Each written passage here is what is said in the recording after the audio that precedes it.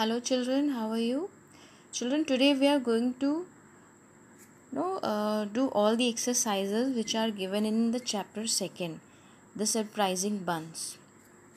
So in the first exercise we are going to have true or false. So let's see the first sentence. Mother Bustle baked buns for her brother every Saturday.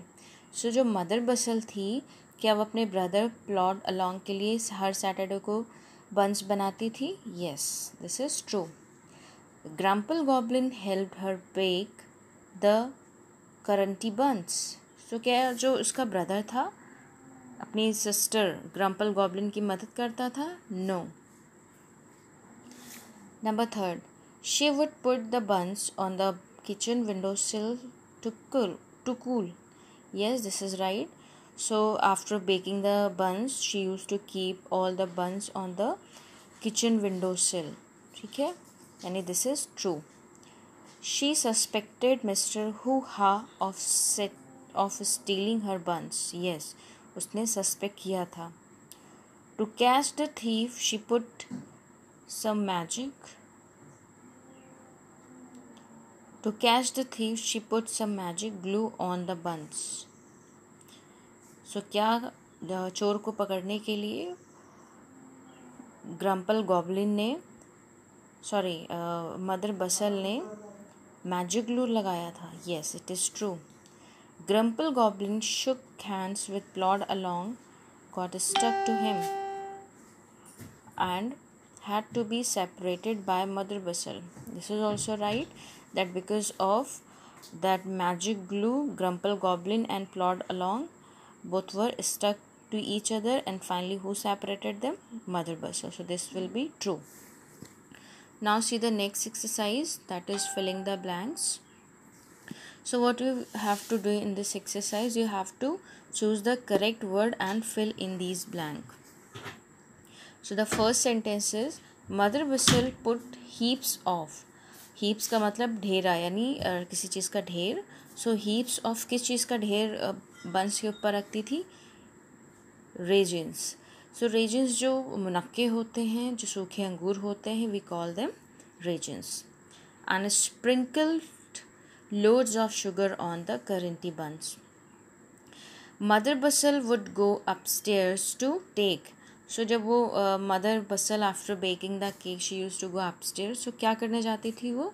To take a nap. Nap का मतलब होता है झपकी या फिर थोड़ी देर के लिए सोने के लिए जाती थी, तो यहाँ पर हो जाएगा take a nap. When Grumple would steal her buns from the kitchen windowsill. So windowsill जब वो ऊपर सोने के लिए गई थी, तो ग्रम्पल गॉब्लिन ने कहाँ से चोरी कर लिया था बंस को? विंडोसिल से. The buns stuck to Grumpel goblin's hand because of, किस चीज़ की वजह से हाथ लोगों के जुड़ गए थे? Magic glue.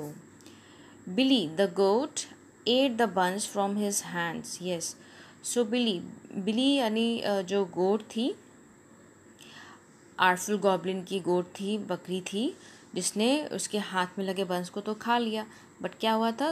Magic glue was still there in his hands. Grumpel thought his sister the artful goblin. So Grumpel की सिस्टर के क्या नाम था? Artful goblin. और ग्रम्पल का पूरा नाम ग्रम्पल गॉब्लिन. सो ग्रम्पल गॉब्लिन ने सोचा उसकी sister artful goblin might know a spell to take the stickiness away from his hands. So first to whom he went, किसके पास गया था? He went to Artful Goblin, but nothing happened. No help was given from her. Number 6. Mother Bustle poured some magic. क्या magic किया था? Magic glue to magic water. Students, it should be water. Magic water to remove the stickiness from Grumple Goblin's hand. So उन्होंने क्या किया था? Magic water उनके हाथ पे डाला था ग्रम्पल गॉब्लिन एंड प्लॉड अलॉन्ग के हाथ पर, और वो छूट गया था. Now see the next exercise, students. Let me just take my phone here. Students, this is the exercise where I will be telling you what to do. इस exercise में क्या करना है I'll tell you. In this exercise we are going to get some words. हम लोग को ऐसे words मिलेंगे जो दिखने में तो सही लग रहे हैं, उनके स्पेलिंग्स भी सही हैं, बट अल्टीमेटली उन शब्दों का इस्तेमाल यहाँ पर जो किया गया है वो रॉन्ग है, वो गलत है, ठीक है। जैसे कुछ वर्ड्स होते हैं उनको बोलने में जो होमोफोन्स, ऐसे वर्ड्स को हम होमोफोन्स कहते हैं, वो सुनने में तो एक जैसे लगते हैं बट दिखने में अलग होते हैं। साउंड उनकी सेम होती है बट वो दिखने में अलग होते हैं और उसका मतलब भी अलग होता है। फॉर एग्ज़ाम्पल द लिटिल, अब सी द लिटिल, अब यहाँ पर BUOY, it has got different meaning, इसका दूसरा मतलब होता है। सो द लिटिल, यहाँ पे बॉय लिखा हुआ है बट दिस इज़ बॉय, ये वो वाला बॉय नहीं, दिस इज़ डिफरेंट बॉय।